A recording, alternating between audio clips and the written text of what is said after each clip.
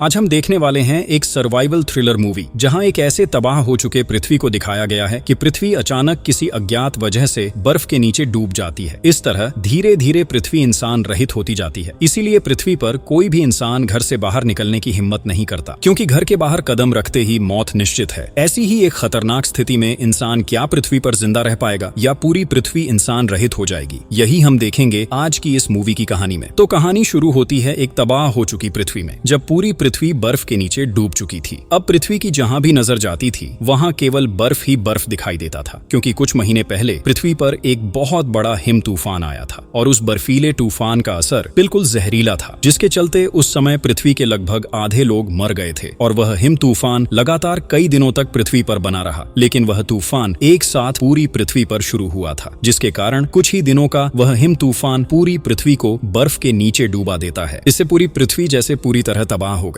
इसलिए पृथ्वी का हर जगह अब खाली पड़ा हुआ था। तो अब हम इस तबाह हो चुकी पृथ्वी में एक आदमी को देखते हैं जो यहाँ एक सेफ्टी सूट पहनकर खाने और पानी की तलाश में बाहर निकला है, और उसके आसपास कोई और इंसान नहीं था। अब यहाँ से कहानी चलती है आज से कुछ महीने पहले, जहाँ हम एक बोट में कुछ लड़कियों को देखते हैं। वे वास्तव में पार्टी करने के लिए शहर से बहुत दूर एक समंदर में आई थी, तो वे सब यहाँ मिलकर बहुत मजा कर रही थी। लेकिन तभी देखा जाता है कि वहाँ के समंदर के किनारों पर जो जगहें थी, धीरे धीरे वहाँ की सारी बिजली चली जाती है, और कुछ ही समय में देखा जाता है कि पूरे आकाश में बहुत सुंदर रोशनी फैल जाती है। और आकाश में इस तरह की रोशनी असल में ठंडे क्षेत्रों में दिखाई देती है, यानी ऐसे जगहें जो पूरे साल बर्फ से ढकी रहती हैं। इसलिए वे सब समझ जाते हैं कि यह कोई सामान्य घटना नहीं है। इसके लिए उनमें से एक बोट घुमाने के लिए बोट के अंदर आता है और बोट का इंजन चालू करने की कोशिश करता है। लेकिन अजीब बात यह है कि अब बोट के कोई इलेक्ट्रॉनिक डिवाइस काम नहीं कर रहे थे। लड़की इसमें बहुत हैरान हो जाती है, लेकिन इसी समय देखा जाता है कि अचानक लड़की के साथ दो दोस्त नीचे गिर जाती हैं। लड़की इसमें बहुत डर जाती है और वह वहां एक ग्लास के जरिए बाहर देखकर देखती है कि ऊपर से बर्फ गिरने की वजह से उसकी दो दोस्त मर गई हैं। इसमें वह बहुत डर जाती है। अब इस बोट में वह केवल अकेली बची है।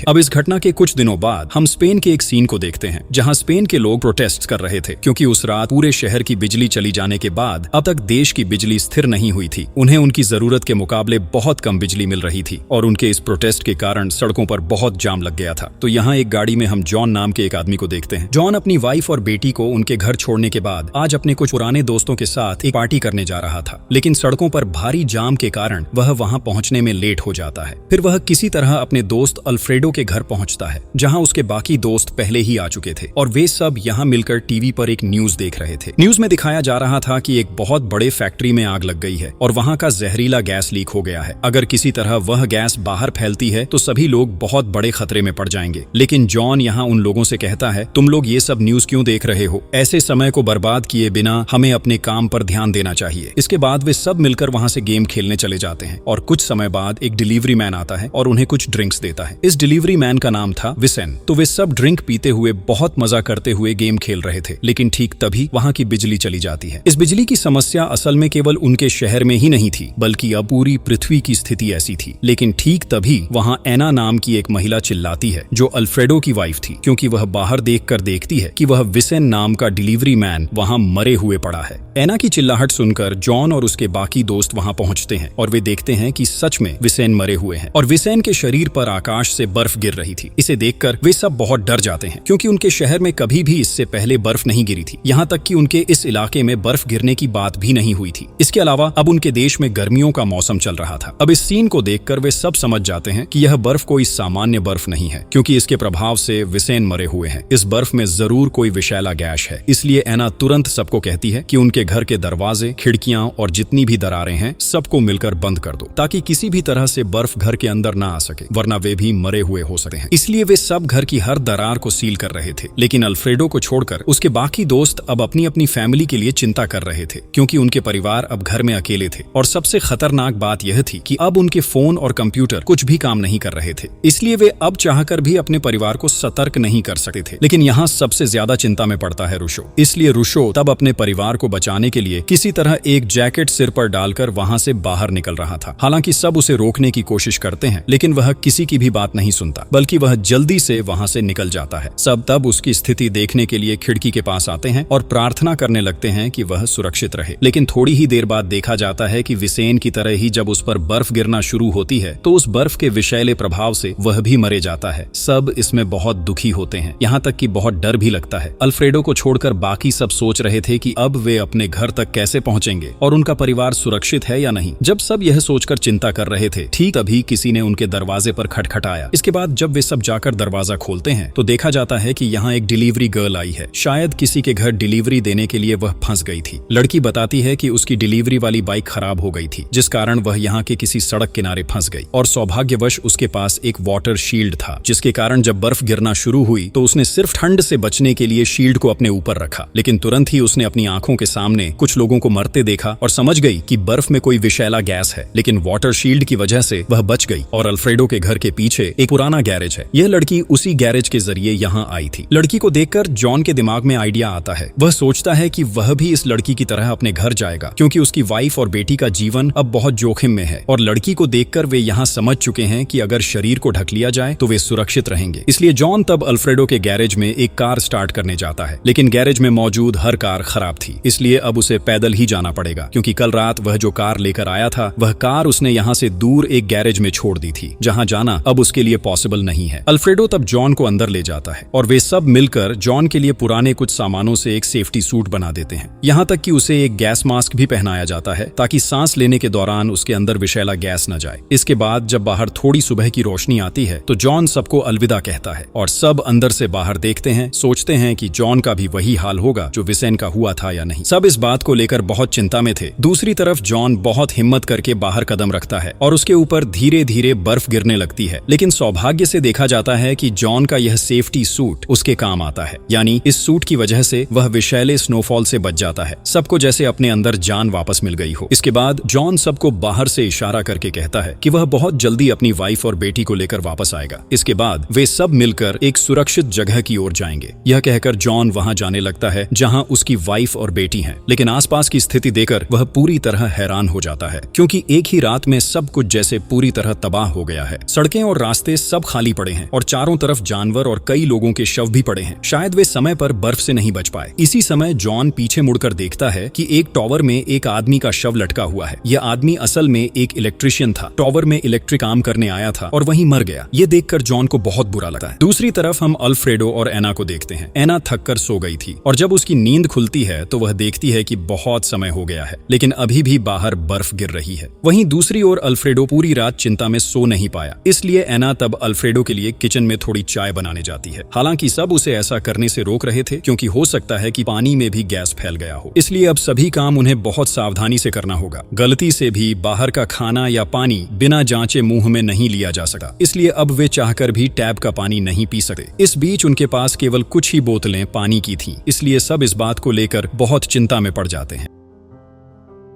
इसके बाद एना सबको बताती है कि उनके घर के आसपास एक स्टोर है, वहीं से उन्हें खाना और पानी लाकर स्टोर करना होगा। लेकिन अब उनके पास जितना खाना और पानी है उसे सुरक्षित रखना होगा, क्योंकि बाहर अभी बहुत सारे लोग होंगे और सभी अच्छे इंसान नहीं होते, इसलिए वे शायद उन पर हमला कर सकते हैं और उनका खाना पानी ले जा सकते हैं। इसी समय स्टोर रूम से अल्फ्रेडो आता है। अल्फ्रेडो सबको बताता है कि उसके पास एक और गैस मास्क है। अब वह अकेले एक सेफ्टी सूट बनाकर यहाँ के पुलिस स्टेशन जाएगा, क्योंकि वहाँ ऐसे कई मास्क और कपड़े मिलेंगे। इसके बाद वह सबके लिए एक एक सेफ्टी मास्क और कपड़े लेकर आएगा और फिर वे सब मिलकर स्टोर से खाना लाने जाएंगे। दूसरी तरफ जॉन पैदल चलते हुए काफी दूरी पार कर चुका था, लेकिन जब वह एक रेलवे लाइन के पास पहुंचता है तो वहां एक ट्रेन देखता है और उस ट्रेन में बहुत सारे लोग बंद हालत में थे। शायद जब ट्रेन में थे तब बर्फ गिरना शुरू हुआ। उन्होंने खुद को ट्रेन के डिब्बों में लॉक कर लिया था और अब बाहर निकलना भी नहीं कर सकते, क्योंकि बाहर आए तो मर जाएंगे और अंदर रहें तो खाने के बिना मर जाएंगे। इसीलिए वे जॉन से मदद मांग रहे थे। जॉन तब ट्रेन के अंदर जाता है और उन्हें एक पानी की बोतल देता है और कहता है कि उसके पास अभी उनके लिए और कोई मदद नहीं है। वह कोशिश करेगा कि उनके लिए कुछ मदद लेकर आए, तब तक कोई भी गलती से भी बाहर न जाए। इसके बाद जॉन पैदल चलते हुए आखिरकार उनके बिल्डिंग तक पहुंचता है और उस बिल्डिंग में भी वह कई लोगों को मृत अवस्था में देखता है। लेकिन सौभाग्य से कई लोग समझ चुके थे कि बर्फ की वजह से लोग मर रहे हैं, इसीलिए वे समय रहते खुद को सुरक्षित कर पाए थे। अब जॉन जल्दी से 10वीं मंजिल पर जाता है और वह तेजी से उनके अपार्टमेंट में पहुंचता है, जहां उसकी वाइफ इलाना थी। इलाना जॉन को जिंदा देख देखकर बहुत खुश होती है। लेकिन जॉन यहाँ पता करता है कि उसकी बेटी क्लारा घर पर नहीं है, क्योंकि कल रात वह अपनी दोस्तों के साथ पार्टी करने गई थी और तब से वह वापस नहीं आई। यानी वह बोट में जिन लोगों को पार्टी करते देखा गया था वहाँ उसकी बेटी क्लारा भी थी। और अब तो किसी से संपर्क करने का कोई साधन भी नहीं था। साथ ही वह क्लारा की दोस्तों के घर का पता भी नहीं जानता था जहाँ जाकर वह अपनी बेटी को खोज सके। इसलिए इलाना अपनी बेटी के लिए बहुत रो रही थी। लेकिन जॉन तब उसे सांत्वना देता है और कहता है कि वह किसी भी तरह क्लारा के स्कूल जाएगा और वहीं से उसके दोस्तों के घर का पता निकालेगा। वह किसी भी तरह क्लारा को ढूंढ निकालेगा। दूसरी तरफ बिल्डिंग का एक आदमी जॉन पर नजर रख रहा था। जो जॉन एक सेफ्टी सूट और मास्क पहनकर बाहर आया था, इससे वह सुरक्षित था। इसलिए वह तब चार्ली नाम के आदमी को यह बात बता देता है, क्योंकि अब उन्होंने चार्ली को अपना लीडर बना रखा था। तो इस दौरान जब जॉन अपनी बेटी को खोजने के लिए अपने अपार्टमेंट से बाहर निकलता है तो चार्ली अपने सभी साथियों के साथ यहाँ पहुंच जाता है और वह जॉन को उसका मास्क और सूट देने के लिए कहता है, क्योंकि इस सूट को पहनकर वे बाहर जाकर खाना और पानी लाएंगे और इस बिल्डिंग को सुरक्षित रखेंगे। हालांकि जॉन उन्हें बताता है कि पहले वह अपनी बेटी को वापस लाना चाहता है, क्योंकि उसकी बेटी मर सकती है। लेकिन उनमें से कोई भी जॉन की बात मानने को तैयार नहीं था। इसलिए जॉन समझ जाता है कि इस तरह से वह अपनी बेटी को बचा नहीं सकता। वह इसलिए गन लेकर सबको डराता है और वह इलाना को लेकर जल्दी से वहां से भाग जाता है। लेकिन चार्ली के पास भी गन थी। वह तब अपने साथियों के साथ उनका पीछा करता है। हालांकि जॉन किसी तरह इलाना को लेकर नीचे की मंजिल तक पहुंच जाता है और एक अपार्टमेंट में जाकर वे वहां के दरवाजे लॉक कर देते हैं। लेकिन तब तक चार्ली और उसके लोग भी वहां पहुंच चुके थे और वे उन्हें पकड़ने के लिए वहां के दरवाजे तोड़ रहे थे। जॉन और इलाना इसमें बहुत डर जाते हैं और वे दोनों जल्दी से वहां प्लास्टिक और मास्क ढूंढने लगते हैं। क्योंकि जॉन के पास केवल एक ही सेफ्टी सूट और मास्क था, इसलिए अब उन्हें एक और सेफ्टी सूट की जरूरत थी जिसे उन्हें खुद बनाना होगा। लेकिन इस अपार्टमेंट के अंदर ज्यादा कुछ भी नहीं था। इस बीच चार्ली और उसके लोग अपार्टमेंट का दरवाजा लगभग तोड़ ही चुके थे। इसलिए जॉन तब इलाना को बचाने के लिए अपना सेफ्टी सूट और मास्क उसे पहनाता है और उसे यहाँ से सीधे क्लारा के स्कूल जाने के लिए कहता है, क्योंकि इससे कम से कम उसकी वाइफ और बेटी सुरक्षित रहेंगी। हालांकि इलाना उसे छोड़कर किसी भी तरह जाना नहीं चाहती थी, लेकिन जॉन उसे बताता है कि उनकी बेटी के लिए उसे यहाँ से जाना ही होगा और उसे किसी बात की चिंता करने की जरूरत नहीं है। वह किसी भी तरह खुद को सुरक्षित रखेगा और अगर जिंदा रहा तो फिर उसके साथ फिर से मिलेंगे। यह कहकर जॉन इलाना को किसी भी हालत में बाहर निकाल देता है। लेकिन ठीक तभी चार्ली और उसके लोग वहां के दरवाजे तोड़ देते हैं। इस बीच जॉन चार्ली से बचने के लिए जब वहां एक प्लास्टिक का बैग देखता है तो वह उसे तुरंत मास्क की तरह पहन लेता है और वहां का एक ग्लास तोड़ देता है। इसके कारण अपार्टमेंट के अंदर बर्फ गिरना शुरू हो जाती है और चार्ली और उसकी टीम ये देखकर डर के मारे वहां से जल्दी भाग जाते हैं। लेकिन थोड़ी ही देर में बैग में मौजूद ऑक्सीजन बिल्कुल खत्म हो जाती है और जॉन भी वहां से बाहर निकल आता है। हालांकि जॉन किसी तरह जिंदा बचा था, लेकिन उसके प्लास्टिक बैग की ऑक्सीजन वहीं खत्म हो जाती है, जिससे सही तरह से सांस न ले पाने के कारण जॉन वहां बेहोश हो जाता है। इसके बाद जब उसकी होश आता है तो वह खुद को एक कार के अंदर पाता है जहां अल्फ्रेडो और उसके बाकी दोस्त भी थे, यहाँ तक कि उसकी वाइफ भी वहां थी। लेकिन अल्फ्रेडो तब उसे बताता है कि उसने एक सेफ्टी सूट पहनकर पास के पुलिस स्टेशन गया था और वहां से उसने कई सेफ्टी सूट और मास्क ले आए थे और ये सेफ्टी सूट पहनकर वे सब जॉन और इलाना को लेने आ रहे थे। लेकिन रास्ते के बीच में ही उन्होंने इलाना को देखा, उसे कार में बैठा लिया और थोड़ी ही देर में उसे बेहोश अवस्था में कार में ले आए। इस तरह किसी तरह आज जॉन की जान बच गई। इसके बाद वे सब मिलकर फिर से अल्फ्रेडो के घर लौटने लगे हैं। लेकिन रास्ते में किसी ने ध्यान नहीं दिया कि आकाश में एक अजीब तरह की रोशनी दिख रही थी जो काफी हद तक आग के उल्कापिंड जैसी लग रही थी, यानी शायद आगे और भी बड़ा खतरा आने वाला है। तो अब वे सब मिलकर अल्फ्रेडो के घर पहुंच जाते हैं ताकि वे सब प्लान कर सकें कि आगे क्या करना है। लेकिन यहाँ पहुंचने के थोड़ी ही देर बाद वे बाहर देखकर देखते हैं कि एक आदमी उनके घर की ओर आ रहा है। इससे वे सब सतर्क हो जाते हैं और जब वह आदमी घर के गैरेज में पहुंचता है तो वे सब अपनी बंदूकें उसकी तरफ तान लेते हैं। लेकिन वह आदमी तब उनसे मदद मांगता है। इसके बाद वे सब मिलकर उसे अंदर ले आते हैं। देखा जाता है कि इस आदमी का नाम बोनीतो है। इस इलाके में उसका हार्डवेयर का एक दुकान था और अल्फ्रेडो उसे पहले से जानता था। तो बोनीतो यहाँ सबको बताता है कि वह आसपास के एक जगह पर कई लोगों के साथ मिलकर सरवाइव कर रहा है, लेकिन वहाँ अब खाने और पानी की बहुत कमी हो गई है, इसलिए वह खाना और पानी ढूंढने के लिए बाहर निकला है।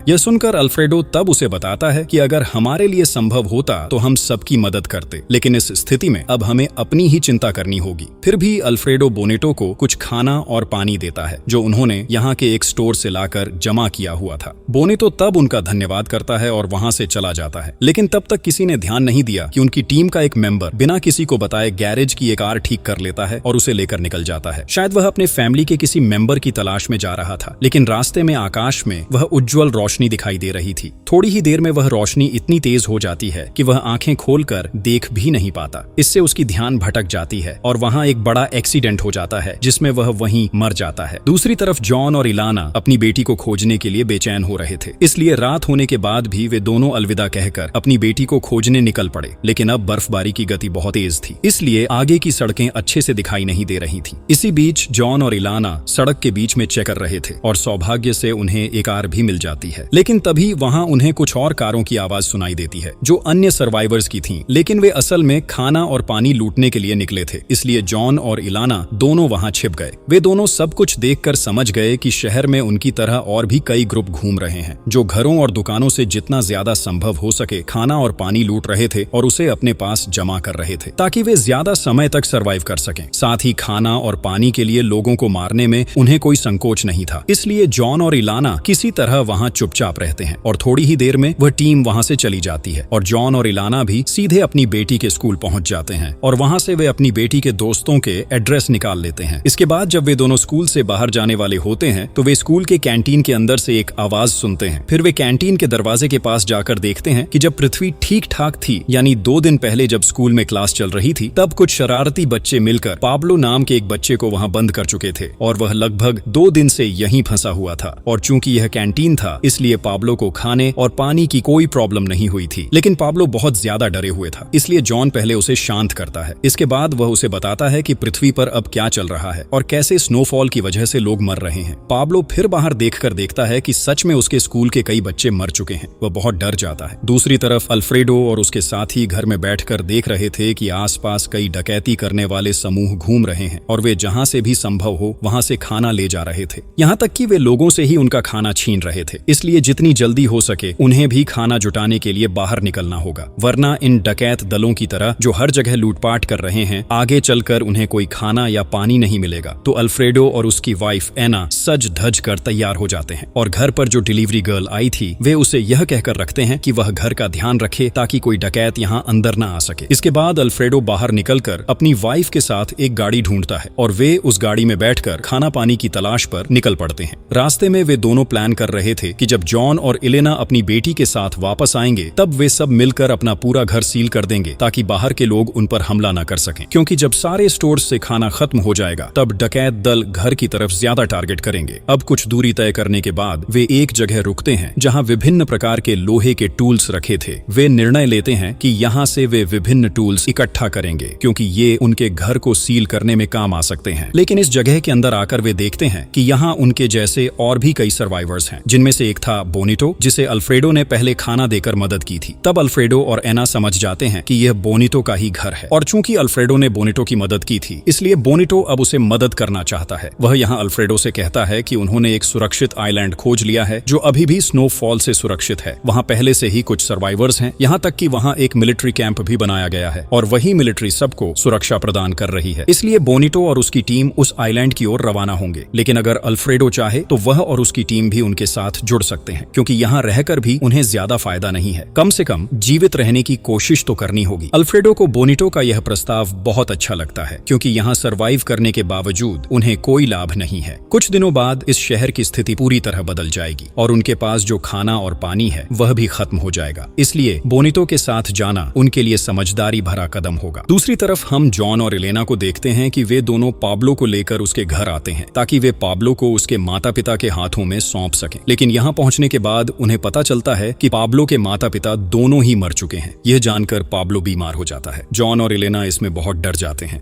और जॉन तब उन्हें लेकर एक फार्मेसी की ओर जाता है जहाँ से वे पाब्लो के लिए दवा ले सकते हैं। थोड़ी ही देर में वे फार्मेसी के अंदर पहुंच जाते हैं, लेकिन इसी समय वे बाहर एक महिला को देखते हैं जो प्रेग्नेंट थी। जॉन और इलेना उसे देखकर बहुत दया महसूस करते हैं, इसलिए वे फार्मेसी का गेट खोलकर उसे अंदर आने देते हैं। लेकिन असल में यह एक जाल था, क्योंकि उस महिला के साथ उसका पूरा टीम मौजूद था। तब वह टीम अंदर आकर जॉन और इलेना की तरफ बंदूक तान देती है और जब वे जबरदस्ती जॉन से उनकी गाड़ी की चाबी ले लेते हैं तो जॉन और इलेना को वहां के एक बाथरूम में बंद कर देते हैं। और जब उस टीम के सभी लोग वहां से चले जाते हैं तब पाब्लो आकर उन्हें आजाद कर देता है, क्योंकि पाब्लो तब तक वहां किसी जगह पर छिपा हुआ था।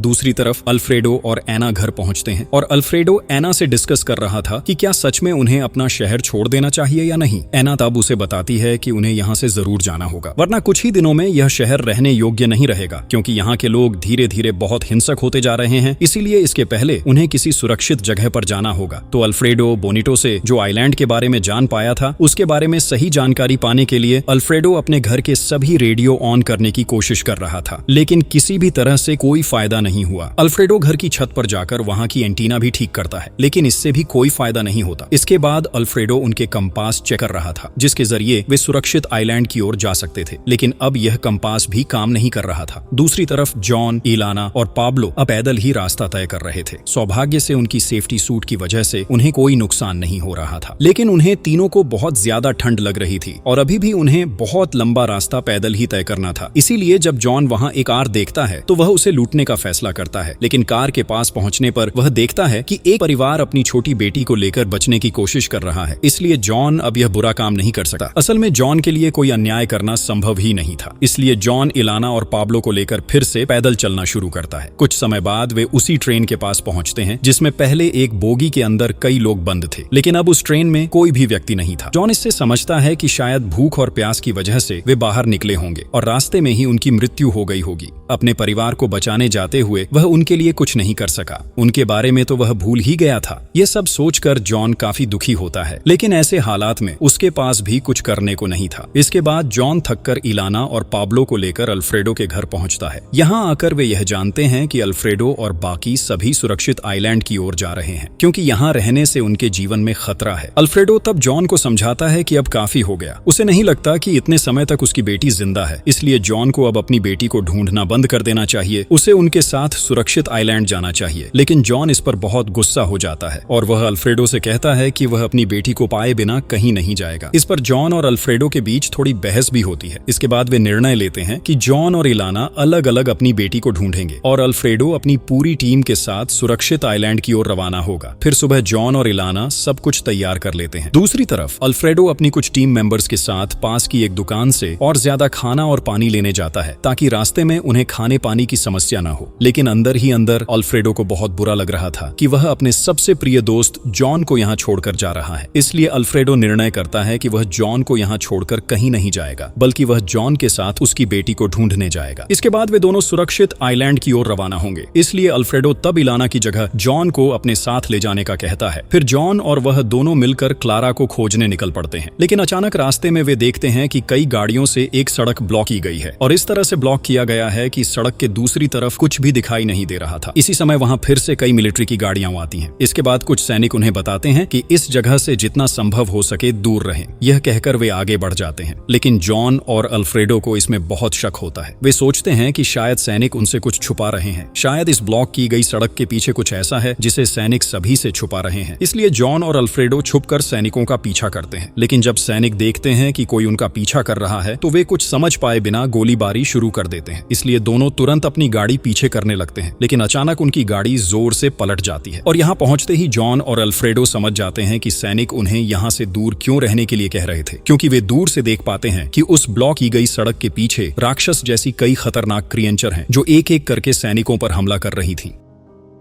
जॉन और अल्फ्रेडो इसमें बहुत डर जाते हैं। वे समझते हैं कि सैनिक असल में इन क्रिएचर को बंदी बनाकर रखना चाहते थे। इस बीच क्रिएचर उन्हें देख पाकर उनकी तरफ दौड़ने लगती है। सभी गाड़ियां हटाकर ये धीरे धीरे बाहर निकलती हैं। जॉन और अल्फ्रेडो तब अपनी जान बचाने के लिए उलटी हुई गाड़ी के पीछे जाकर छिप जाते हैं और सब कुछ शांत होने तक इंतजार करते हैं। वहां उन्हें फिर से कुछ सैनिकों की कुछ बंदूकें भी मिलती हैं, लेकिन वे अच्छे से समझ जाते हैं कि इन बंदूकों से वे इतने बड़े क्रिएचर्स पर कुछ भी नहीं कर पाएंगे। इसलिए वे सब कुछ शांत होने तक इंतजार कर रहे थे। लेकिन इस बीच कुछ क्रिएचर्स उन्हें पहचान लेते हैं और उनका पीछा करना शुरू कर देते हैं। जॉन और अल्फ्रेडो इसमें बहुत डर जाते हैं और अपनी जान बचाने के लिए दौड़ने लगते हैं। दौड़ते दौड़ते वे काफी दूर आ जाते हैं। तब एक बिल्डिंग से एक व्यक्ति उन्हें बिल्डिंग के अंदर आने के लिए कहता है और वह उन्हें बचाने के लिए बिल्डिंग की छत से क्रिएचर्स पर आग फेंक रहा होता है। इस मौके का फायदा उठाकर अल्फ्रेडो और जॉन सुरक्षित रूप से बिल्डिंग में पहुंच जाते हैं। इसके बाद वे देखते हैं कि यह बिल्डिंग असल में एक चर्च थी, जहां उनके जैसे और भी कई लोग सर्वाइव कर रहे रहे थे। यहाँ चर्च का एक व्यक्ति उन्हें बिल्डिंग की छत पर ले जाता है और उन्हें आकाश में आग जैसी चीजें दिखाता है और बताता है कि ये एक तरह के स्पेसशिप हैं जो किसी और ग्रह से आकर पृथ्वी पर घूम रहे हैं। और जब ये आकाश में दिखाई देने लगे तभी आसपास वो अजीब क्रिएचर दिखाई देने लगे। हो सकता है कि ये क्रिएचर भी किसी और ग्रह से यहाँ आ रहे हों, यानी उनके सामने अब और भी बड़ा खतरा आने वाला है। देखते देखते रात हो जाती है, इसलिए जॉन और अल्फ्रेडो अपने टीम के पास लौटने का निर्णय लेते हैं क्योंकि उन्हें भी इस क्रिएचर के बारे में सतर्क करना होगा। लेकिन यहाँ का नान किसी भी तरह से उन्हें यहाँ के दरवाजे खोलने नहीं देना चाहता था, क्योंकि अगर गलती से वो क्रिएचर समझ गए कि यहाँ लोग हैं तो सभी क्रिएचर एक साथ यहाँ आ जाएंगे। इसलिए उन्हें अगले सुबह सब कुछ देख समझ कर ही बाहर जाने दिया जाएगा। अब सभी को बचाने के लिए उन्हें आज की रात वहीं बितानी थी। इसके बाद देखा जाता है कि यहाँ हर कोई बारी बारी से पहरा दे रहा था। वे देख रहे थे कि कोई क्रिएचर उनकी तरफ तो नहीं आ रहा। इस बीच जॉन अपनी बेटी क्लारा के लिए ही चिंतित था। वह मन ही मन सोच रहा था कि शायद उसकी बेटी अब जीवित नहीं है। नहीं पता इस खतरनाक समय में उसकी बेटी कहाँ फंसी हुई है, क्या वह असल में बची हुई है या मर चुकी है। इसी समय जॉन बाहर से कुछ आवाज सुनता है, इसलिए चेक करने के लिए जॉन सीधे ऊपर चला जाता है। इसके बाद वह बाहर की तरफ देखता है और पाता है कि बाहर अब सैकड़ों क्रिएचर हैं, यानी देखते देखते उनकी संख्या बहुत बढ़ रही है। और अब ऐसा समय आने वाला है कि चर्च की बिल्डिंग भी किसी को बचा नहीं पाएगी। इसीलिए जॉन फिर सभी के पास लौटा है और उन्हें तैयार रहने के लिए कहता है, क्योंकि उन्हें जितनी जल्दी हो सके इस जगह को छोड़ना होगा, नहीं तो किसी भी समय क्रिएचर यहाँ आ सकते हैं। जॉन की बात सुनकर सभी तैयारी करने लगते हैं। वे अपने सभी सामान को गड्ड-मड्ड करके तैयार करने लगते हैं। इसके बाद जब कई घंटे गुजर जाते हैं तो आसपास कोई भी आवाज सुनाई नहीं देती। जॉन फिर यहाँ सभी को बताता है कि रात के समय शायद क्रिएचर सोते हैं, इसलिए अब तक उन्हें कोई आवाज नहीं सुनाई दे रही और उन्हें अब इस मौके का फायदा उठाना होगा। अभी ही यहाँ से बाहर निकलना होगा। जॉन सभी को कहता है कि उन्हें बहुत सावधानी से चलना होगा ताकि किसी भी तरह की छोटी सी आवाज भी न हो। इसके बाद जॉन और बाकी सभी बाहर निकलते हैं। सभी जॉन के पीछे पीछे धीरे धीरे चल रहे थे। जॉन उन सभी रास्तों से नहीं ले जाता जहाँ उसने क्रिएचर देखे थे, बल्कि दूसरी सड़क से सभी को ले जाता है। लेकिन वहाँ एक दीवार थी, इसलिए जॉन तब अधिकांश लोगों से कहता है कि वे वहाँ एक बस के अंदर छुप जाएं और वह और कुछ लोग उस दीवार को तोड़ना शुरू करते हैं ताकि वे इस जगह से भाग सकें। लेकिन दूसरी ओर बस के अंदर एक छोटा बच्चा था और अचानक बच्चा रोने लगता है। उसकी रोने की आवाज से वहाँ कई क्रिएचर आ जाते हैं। क्रिएचर बस को घेर लेते हैं और उस पर हमला करने ही वाले होते हैं कि तभी देखा जाता है कि उनके बीच एक बुजुर्ग दंपति सीधे चर्च की छत पर चले जाते हैं और वहाँ जाकर जोर जोर से घंटी बजाने लगते हैं। इससे क्रिएचर का ध्यान उनकी तरफ चला जाता है और वे उनकी तरफ आने लगते हैं। वे दोनों तब एक दूसरे के हाथ कसकर पकड़ते हैं और आखिरी बार एक दूसरे को विदाई देते हैं, क्योंकि वे बाकी लोगों को बचाने के लिए जान की बाजी लगा रहे हैं और उनके इस बलिदान के बदले इस बार सभी बच जाते हैं। दूसरी ओर जन और उसके साथी उस दीवार के पीछे कोई रास्ता नहीं पाते, इसलिए जन अपने साथियों को लेकर उस कार के ढेर के पास जाता है और वहां से किसी तरह एक कार निकाल लेता है। लेकिन तब तक क्रिएचर उनकी मौजूदगी का पता लगा चुके थे। जन तब क्रिएचर को शूट करना शुरू करता है और किसी तरह अपने सभी साथियों को वहां से ढूंढकर एक कार में बैठा देता है। इसके बाद वह किसी तरह कार स्टार्ट करके वहां से निकल जाता है। इससे वह क्रिएचर उन्हें पकड़ नहीं पाते। इसके बाद जन और अल्फ्रेडो अपने घर के सामने पहुंचते हैं। फिर वे बाकी सभी को विदा देकर जल्दी से अपने घर पहुंचते हैं, यह देखने के लिए कि वे सभी ठीक हैं या नहीं। तो यहाँ पहुंचने के बाद वे पाते हैं कि सभी सुरक्षित हैं। और जन के लिए तो यहाँ एक बड़ी सरप्राइज भी थी, क्योंकि उसकी बेटी क्लारा भी यहाँ थी। मतलब उसकी बेटी क्लारा बची हुई है। क्लारा ने कल रात ही उन्हें ढूंढते ढूंढते यहाँ आ गई थी, क्योंकि उसे पता था कि अल्फ्रेडो उसके पापा का बहुत अच्छा दोस्त है, इसलिए उसके मम्मी पापा यहाँ हो सकते हैं। इतने दिन बाद जन और इलाना राहत की सांस लेते हैं। वे दोनों अपनी बेटी के साथ आज का दिन रिलैक्स करके बिताते हैं। दूसरी ओर बाकी सभी अब पूरी तरह तैयारी करने लगते हैं ताकि बहुत जल्द वे सेफ आइलैंड की ओर रवाना हो सकें। लेकिन इसी समय वहाँ सर्वाइवर्स का एक ग्रुप आता है। उन्हें पता चला कि अल्फ्रेडो लोग यहाँ से जाने वाले हैं, इसलिए वे अल्फ्रेडो और उनकी टीम को एक ऑफर देते हैं। वे उनकी जगह और गैरेज लेना चाहते हैं और इसके बदले उन्हें एक कार हाउस देने की पेशकश करते हैं, जिससे सभी कहीं भी जा सकें। यहाँ तक कि वहाँ उन्हें बहुत सारी सुविधाएं भी मिलेंगी, क्योंकि कार हाउस में आमतौर पर घर जैसी ही सब चीजें होती हैं। इसलिए कार हाउस के जरिए किसी भी जगह की यात्रा करना बहुत आसान हो जाता है। अब वैसे भी अल्फ्रेडो लोगों को उनके घर और गैरेज की कोई जरूरत नहीं थी, इसलिए वे इस ऑफर पर तुरंत राजी हो जाते हैं। इसके बाद अल्फ्रेडो उन्हें उनके घर की चाबी देता है और उनकी तरफ से होम कार की चाबी ले लेता है। फिर वे अपना सामान लेकर कार में शिफ्ट होने लगते हैं। जन अपनी बेटी क्लारा को भी कार में ले आता है, लेकिन यहाँ देखा जाता है कि क्लारा यहाँ वापस आने के बाद से बहुत अजीब व्यवहार कर रही है। उसके व्यवहार में काफी बदलाव आ गया था, लेकिन सभी सोच रहे थे कि शायद वह बीमार है, इसलिए कोई भी उस पर ज्यादा ध्यान नहीं देता।